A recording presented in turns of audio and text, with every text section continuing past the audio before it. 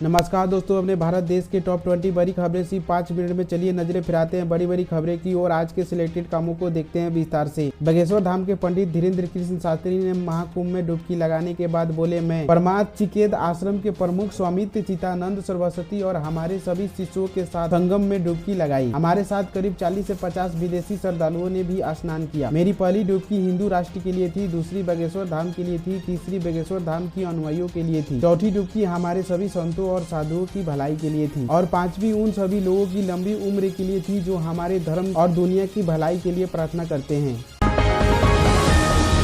सोमवार रात बिहार के दरभंगा से फरीदाबाद जाने वाली ट्रेन में डीजल खत्म होने के कारण ट्रेन जंक्शन पर ही देर रात तक खड़ी रही। यात्रियों ने जब काफी हंगामा किया तो स्थानीय स्टेशन मास्टर के द्वारा वरीय अधिकारियों से बातचीत और स्थानीय स्तर बातचीत के बाद डीजल की व्यवस्था के बाद डेमू ट्रेन की डीजल भरकर देर रात ट्रेन को स्टेशन से रवाना किया गया, लेकिन तब तक ट्रेन 4 से 5 घंटा लेट हो गया था।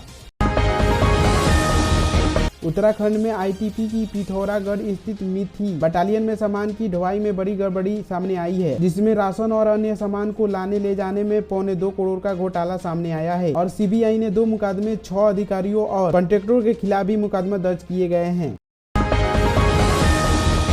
भारत और इंडोनेशिया के रिश्तों की बात करते हुए इंडोनेशिया के राष्ट्रपति सुबियोंतो यहीं नहीं रुके। उन्होंने कहा कि भारत और इंडोनेशिया आपसी संबंध का इतिहास बेहतर पुराना है। दोनों देशों की सभ्यता में भी जुड़ाव रहा है, यहाँ तक कि हमारी भाषा की कई अहम शब्द संस्कृति भाषा के हैं। कुछ हफ्ते पहले ही मैंने अपनी जेनेटिक सीक्वेंसिंग और डीएनए टेस्ट कराया। मुझे बताया गया कि मेरा डीएनए भारतीय है। सभी जानते हैं कि जैसे ही मैं भारतीय संगीत सुनता हूँ तभी मैं धूमका लगाना शुरू कर देता हूँ। संसद का बजट सत्र 21 जनवरी 2025 से शुरू होगा। राष्ट्रीय द्रौपदी मुर्मू शुक्रवार यानी 31 जनवरी को संसद के दोनों संसदों को संबोधित करेंगी। संसद के बजट सत्र का पहला भाग 31 जनवरी 2025 को शुरू होगा और 13 फरवरी को समाप्त होगा। सत्र का दूसरा भाग 10 मार्च 2025 को शुरू होगा और 4 अप्रैल 2025 तक चलेगा। प्रधानमंत्री नरेंद्र मोदी ने मंगलवार को भुवनेश्वर में Utkarsh Odisha make in Odisha conclave का उद्घाटन किया। उन्होंने जनता मैदान में मुख्यमंत्री मोहन चरण मांझी और राज्यपाल हरिबाबू कंभपति की मौजूदगी में व्यापार शिखर सम्मेलन का उद्घाटन किया। इसमें मौजूद वेदांता समूह के चेयरमैन अनिल अग्रवाल, आदित्य बिड़ला समूह के चेयरमैन कुमार मंगल बिड़ला और जिंदल स्टील एंड पावर के चेयरमैन नवीन जिंदल मौजूद थे।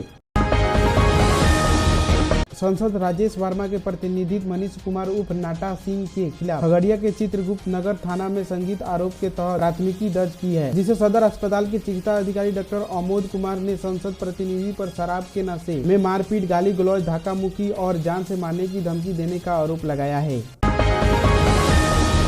सीएम नीतीश कुमार की प्रगति यात्रा मंगलवार को पूर्णिया पहुंची। उन्होंने जिले की 500 से अधिक की विकास योजनाओं की सौगात दी और भूतहा मोड़ पहुंचकर 40 योजनाओं का उद्घाटन एवं 22 योजनाओं का शिलान्यास किया। इसी क्रम में मुख्यमंत्री ने 9.176 किलोमीटर बाईपास निर्माण, पूर्णिया में अंतर्राष्ट्रीय बस टर्मिनल का निर्माण, हाईवे के 4 लाइन और एयरपोर्ट से सीधा संपर्क की घोषणा की।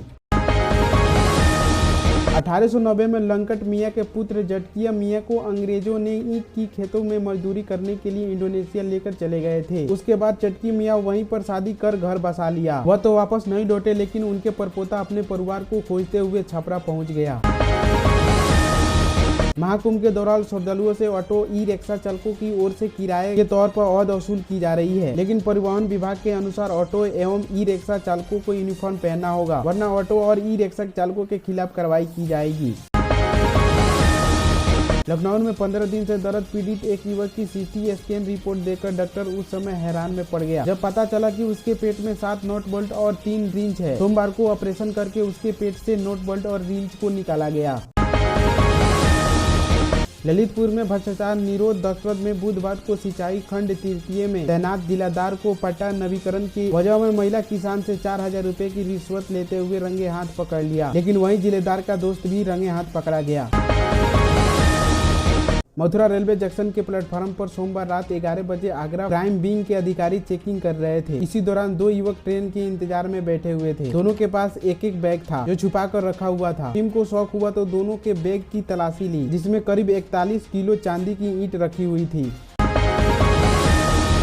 शामली में पेट्रोल पंप पर बिना हेमलेट वाले को नहीं दिया गया पेट्रोल, तो एक दूसरे से हेमलेट मांगकर पेट्रोल भराते दिखे लोग। 14 फरवरी तक चलने वाले राष्ट्रीय खेलों में देश भर के 11,000 से अधिक खिलाड़ी हिस्सा लेंगे। आज रायपुर स्थित राजीव गांधी अंतर्राष्ट्रीय क्रिकेट स्टेडियम में पीएम मोदी खेलों का उद्घाटन किया। धन्यवाद। मिलते हैं किसी नए अपडेट न्यूज के साथ, तब तक के लिए जय हिंद।